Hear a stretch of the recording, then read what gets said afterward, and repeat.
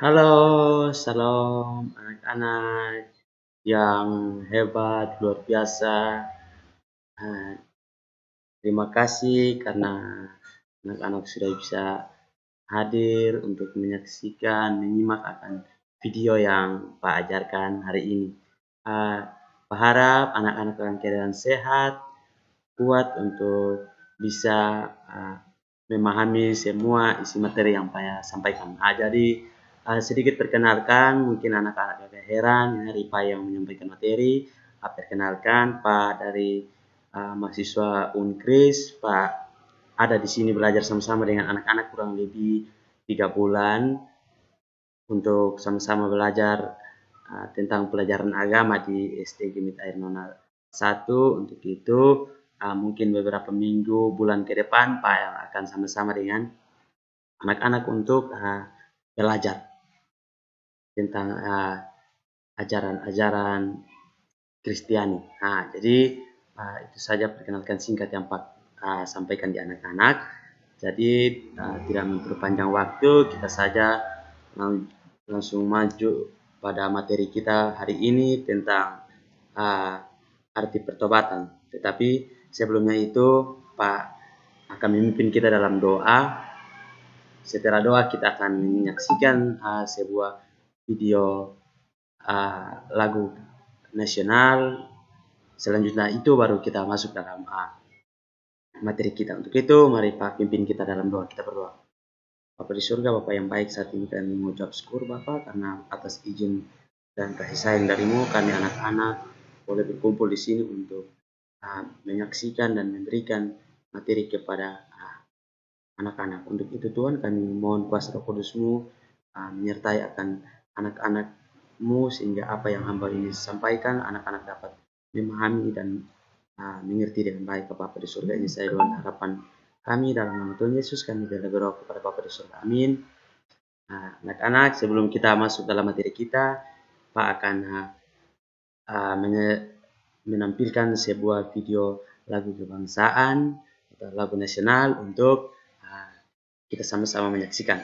Dari yakin ku teguh, hati ikhlasku penuh akan karuniamu. Tanah air pusaka Indonesia merdeka, syukur aku sembahkan kehadirat-Mu Tuhan. Materi kita dengan tema hari ini itu arti pertobatan. Jadi sebelum kita memasuki materi kita lebih jauh, Pak ingin menjelaskan tujuan dari materi ini, apa yang kita mau dapat, apa yang anak-anak harus ikuti, apa yang anak-anak harus tahu dari materi ini. Jadi yang pertama itu kita harus tahu arti bertobat itu seperti apa. Yang berikut, mengapa manusia itu harus bertobat. Nah, setelah kita tahu arti bertobat, kita harus tahu juga mengapa manusia atau umat ciptaan Allah itu harus bertobat. Yang berikut, kita selalu membangun sikap, membangun tekad untuk menunjukkan rasa pertobatan, untuk selalu dekat dengan Tuhan. Dan yang berikut, setelah kita sudah membangun tekad, apa yang kita harus contohkan, apa yang kita harus buat untuk kawan-kawan lain ikut. Nah, itu yang kita harus tunjukkan, contohkan untuk kawan-kawan lain, lihat untuk ikut sama-sama dengan kita bertobat, atau orang lain. Misalnya orang tua juga bisa, kita bisa jadikan contoh untuk orang tua itu bisa bertobat. Nah, itu 4 contoh yang minta maaf, 4 tujuan yang anak-anak harus ambil dari topik pembelajaran kita hari ini. Jadi Bertobat sendiri itu adalah tindakan di mana orang berbalik kepada Tuhan setelah mereka menyadari dosa-dosa mereka. Nah, bertobat itu juga merupakan perubahan pikiran yang pada dasarnya melibatkan setiap kita punya perilaku untuk bisa bertobat. Nah, jadi setelah kita sudah mendapatkan sesuatu jalur yang salah, bagaimana kita menyadari itu? Oh, ternyata ini peristiwa yang salah yang telah saya lewati, telah saya lalui. Nah, setelah kita berpikir, kita menyadari itu, perilaku kita mulai sejalan dengan pikiran kita. Nah, dari situ ada pertobatan yang layak di hadapan Tuhan maupun di hadapan setiap orang. Nah, jadi itu yang dimaksudkan dengan pertobatan secara garis besar.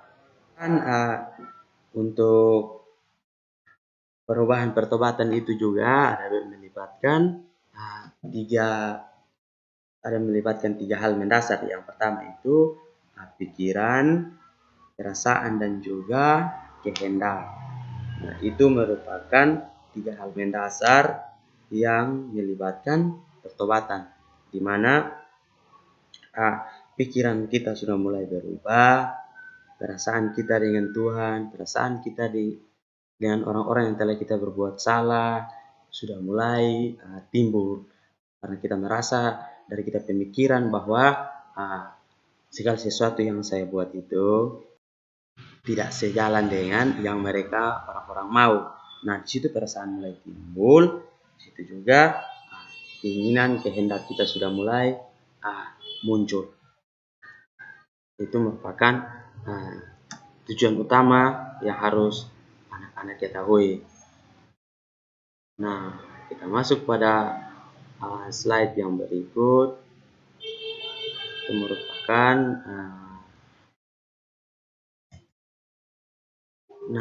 yang berikut kita harus menyadari mengapa kita harus bertobat. Nah, ini tujuan yang harus kita penuhi. Setelah kita mengetahui arti bertobat itu seperti apa, kita juga harus tahu anak-anak mengapa kita harus bertobat. Nah, ini dia punya maksud. Nah, pertobatan menjadi keharusan untuk kita sebagai manusia lakukan karena setiap kita adalah orang berdosa. Nah, anak-anak tahu kalau kita sebagai umat manusia yang percaya akan Yesus Kristus, itu kita mengetahui secara mendasar dari dalam Alkitab itu anak-anak, dosa manusia itu sudah ada yang diwariskan dari nenek moyang kita, yaitu Adam dan Hawa. Itu dosa yang telah diwariskan kepada kita, di mana itu dosa untuk selalu mencari kebenaran. Nah, semacam ke anak-anak melakukan satu kesalahan, sementara anak-anak melakukan kesalahan itu ada dengan beberapa kawan. Nah, ketika orang datang tanya, siapa yang buat ini kesalahan? Pasti anak-anak akan menunjuk kawan satu. Ini dia yang buat, Pak. Ini dia yang buat, Pak. Anak-anak saling menuduh. Nah, di situ itu adalah dosa yang diwariskan dari Adam dan Hawa, di mana ketika Adam dan Hawa mengambil buah tentang yang baik dan yang jahat. Nah, di situ ketika Tuhan datang untuk mau menanyakan siapa yang buat kesalahan itu, Hawa bilang Adam lah yang menyuruh. Adam bilang Hawa lah yang menyuruh. Nah, di situ kan sudah ada dosa pemutarbalikan. Pertobatan adalah alasan Kristus datang ke dunia. Nah, ini yang kita harus kaitkan dengan ayat Alkitab dalam kitab Lukas 15 ayat 11 sampai dengan 32, yang dimana menceritakan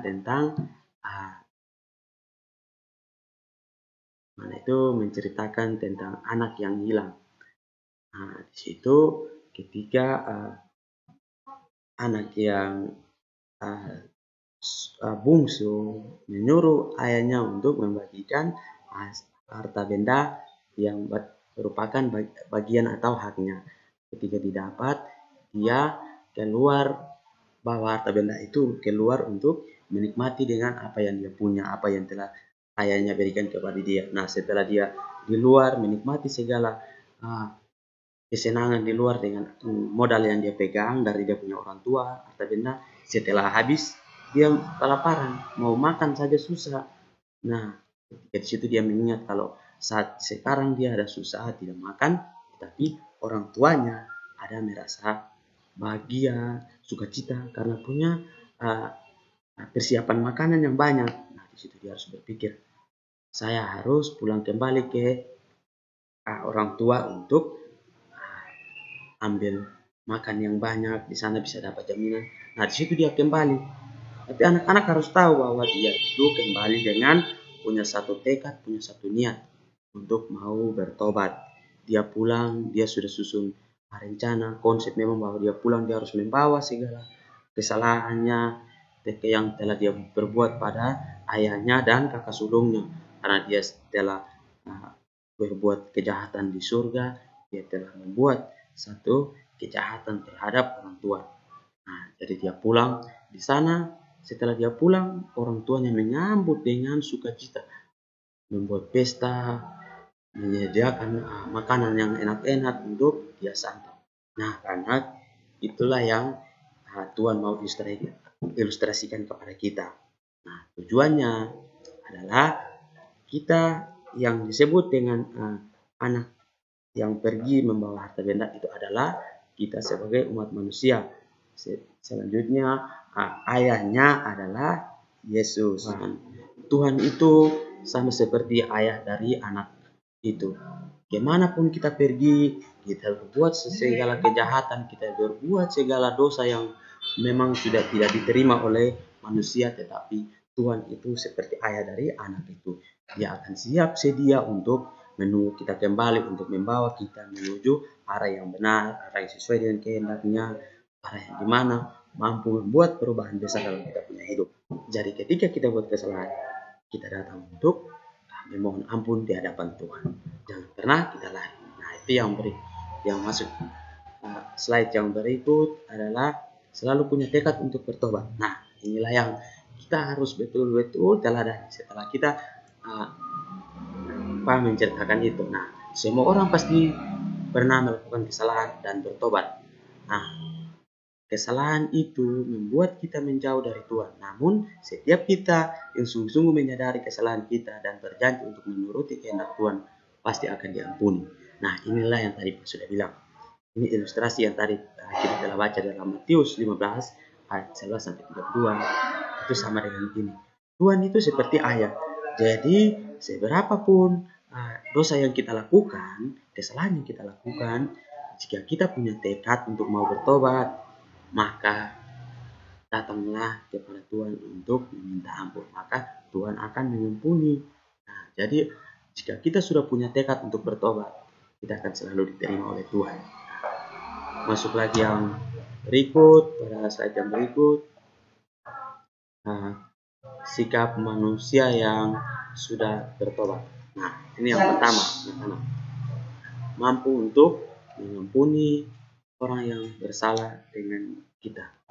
Jika kita sudah meneladani akan perilaku Kristus yang telah Ia nyatakan pada anaknya itu, kita akan senantiasa mengampuni orang lain. Jadi ketika kita sudah keluar dari kesalahan kita, Tuhan sudah terima kita baik-baik, kita sudah siap untuk bertobat, maka kita juga harus siap untuk mengampuni kesalahan orang lain yang telah berbuat salah dengan kita. Jangan orang sudah berbuat salah, kita melakukan kejahatan lebih dari yang dia lakukan dengan kita. Itu yang tidak sesuai dengan kehendak Tuhan. Nanti nilai pertobatan kita itu sama saja dengan orang bilang itu